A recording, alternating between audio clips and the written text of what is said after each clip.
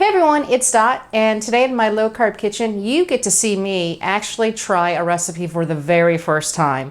I've been noodling this for a few weeks, and I've just been craving enchiladas. I don't know why, but I am. And I could have made a real simple casserole that I know would have turned out great, so that's not a big deal. However, when I was tooling online, there's a market that I go to called the Thrive Market, and I'll put a link to it below. But you can find really great low carb, ketogenic, vegan, vegetarian types of foods, as well as health products that you can use. And it's just a nice little online store that you can go to. I'm starting to shop there almost like every 2 weeks. I'm buying a lot of different things from them. And one of the things I found was coconut wraps.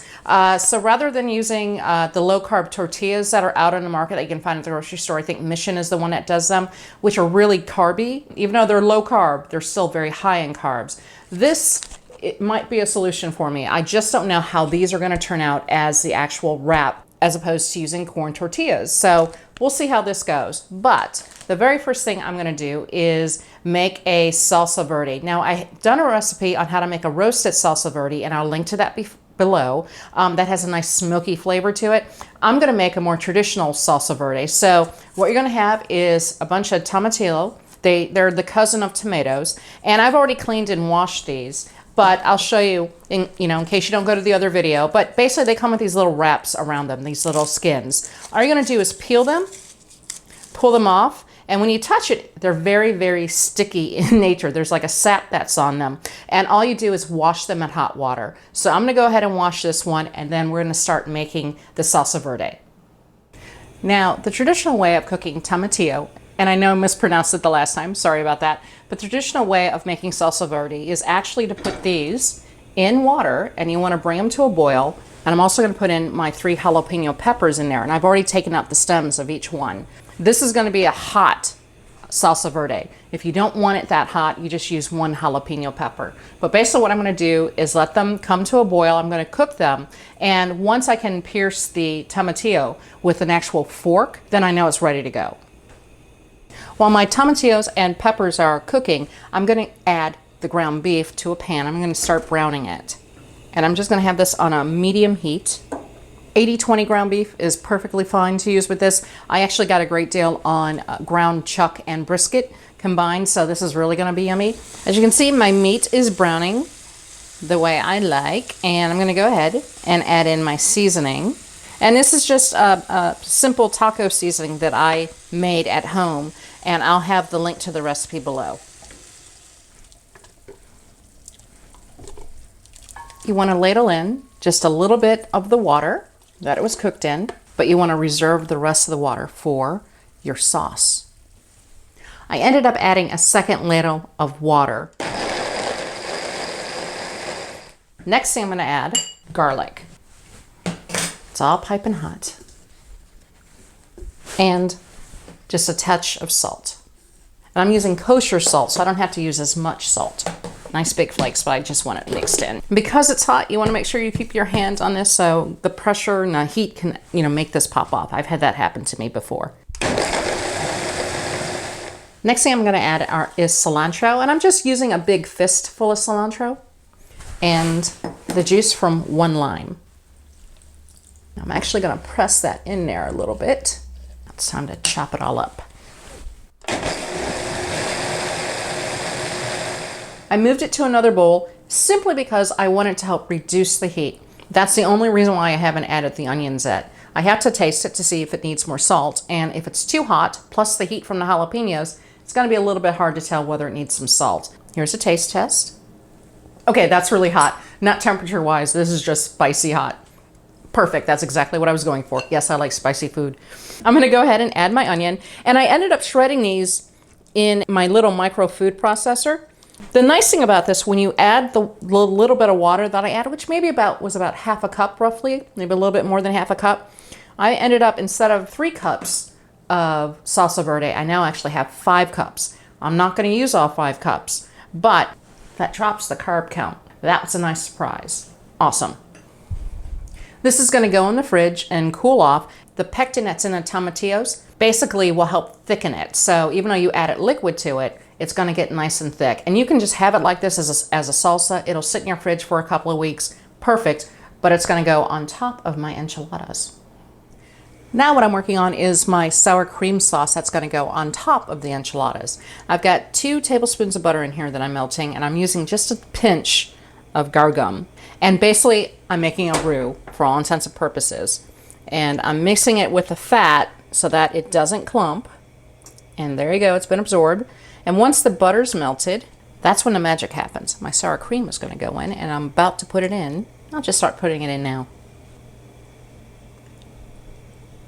And the reason why I'm using just a pinch of gargum is that if you use more than you need, it can get a little slimy, and you don't want that feel to it.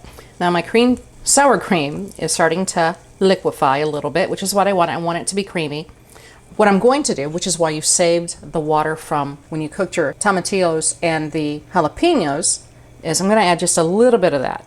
I still want the creamy feel of sour cream, but at the same time, let me turn that down.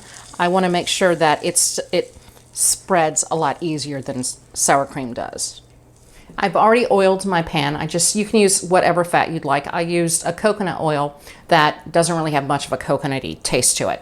What I'm going to add now is a 1/4 cup of the tomatillo sauce, or the salsa verde, I should say. Got those lovely little green cousin of tomatoes on my mind. And I'm going to spread this around.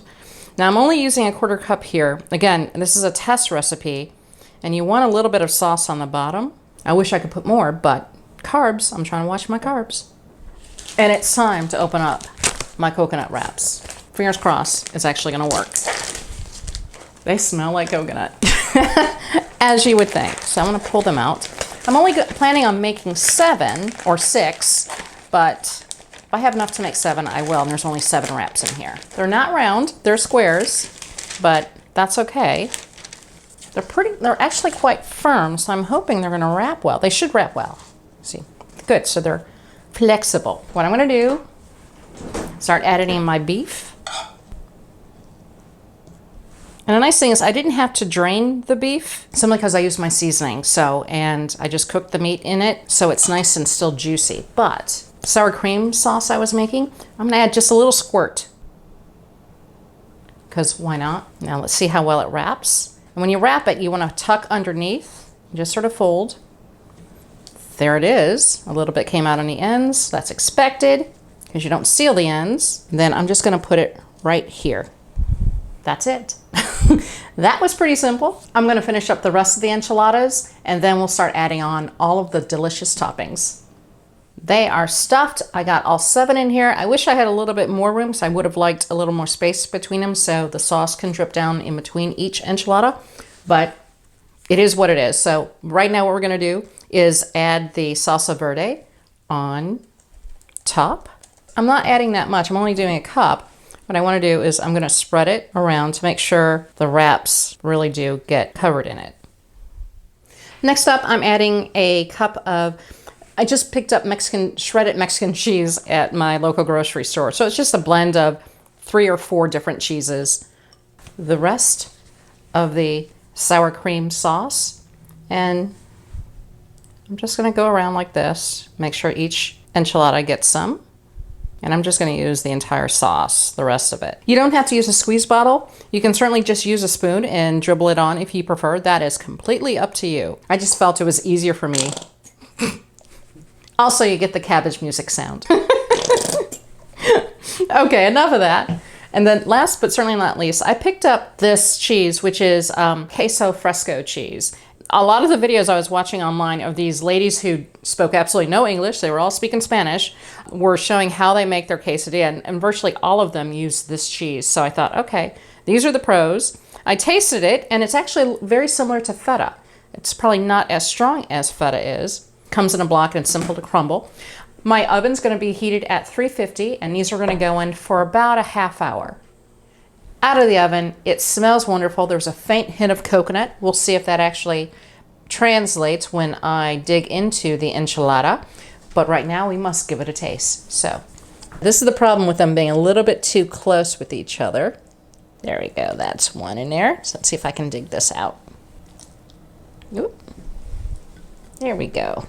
And I will say this, since this was the experimental, and you got to sort of see me do a test of a recipe, what I noticed about myself, and I always do this, is when I'm divvying up, especially like meat or some type of dish, some type of item that's going into the dish, and I'm making multiples, I tend to be very conservative at the very beginning, and then I had a lot more meat left over when I was stuffing the enchilada. So what you notice is this is number one that I started off with. Over here, this one is a pretty big fat one. That's the last one. That has a ton of meat in it, and my husband has been eyeing that one. So that happens, and I'll do better the next time I make this. And there will be a next time because I've already figured out things I probably would do a little bit different. The wrap has fallen apart though, so that's sort of interesting.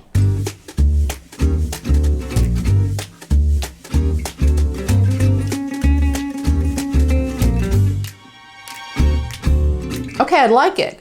There's definitely a hint of coconut. It's not overpowering, which is good, but it does add a little bit of sweetness to it. That's sort of interesting, something I wasn't expecting. The wrap did fall apart, but I wasn't quite sure what, it's not an actual corn tortilla, which is gonna absorb the moisture a little bit better than the coconut did. But nonetheless, it tastes good, and it's actually, easy to cut pretty much. It tastes like an enchilada. I think that I probably would want to figure out a way to add a little bit more of the Salsa Verde. I think the cream cheese came out just fine. Probably a little bit more cheese in there too. I also think, and again, because I'm trying to keep the carb count down, I didn't add any onion to the meat, and I probably would have liked to have some nice chopped up onion in there. Fun little recipe. Definitely give the video a thumbs up if you enjoyed it. Share with your friends, and also subscribe if you haven't already. And until next time, I'll see ya.